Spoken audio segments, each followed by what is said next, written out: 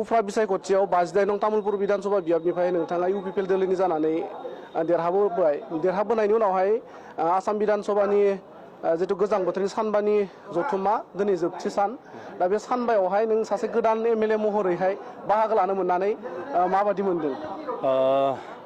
गिबियावनो आङो गासैबो तामुलपुर समस्तिनि गासैबो रायजो राजाफोरनिसिम फैगौ गोदान बोसोरनि गाहाम हामलायनाय बावहरबाय लोगोसे क्रिसमासनि बयनिसिमबो गाहाम हामलायनाय बावहरदों।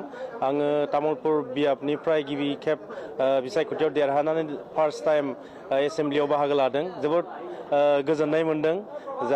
आसाम आयेन आफादाव जिखिनि सावरायनांगौ बाथ्रा थायो जों दिनै मोजाङै बुजिनो हाबाय, मोनथिदों जे माखासे जेंना जेंसिफोरखौ लानानै सावरायनाय बेवहाय मोजाङै जों बाहागो लानो हानानै इयुनाव जोङो जोंनि जिखिनि जेंनाफोर थागोन तामुलपुर समस्तिनि लोगोसे हारिनि जि जेंनाफोर थागोन बेफोरखौ जोङो मोजाङै मावफुंलांनो नाजागोन। लोगोसेनो आङो तामुलपुर समस्तिनि माखासे जेंना जेंसिफोरखौ एसेम्ब्लियाव उत्थापन खालामदों।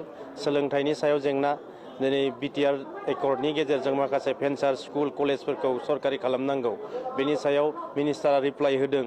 लोगोसेनो सयल इरेसन जितु हा खुरखानाय बेनि सायावबो माखासे बिथांखि लादों आसाम सरकारा, बे हिसाबै फोसावदों। आरो दिनैहाय आसाम एसेम्ब्लियाव आयेन आफादाव जोङो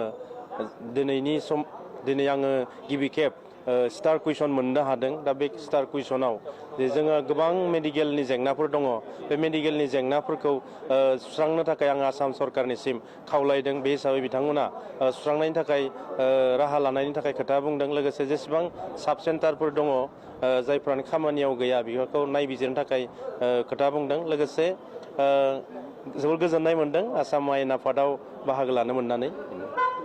गोजोननाय थाबाय।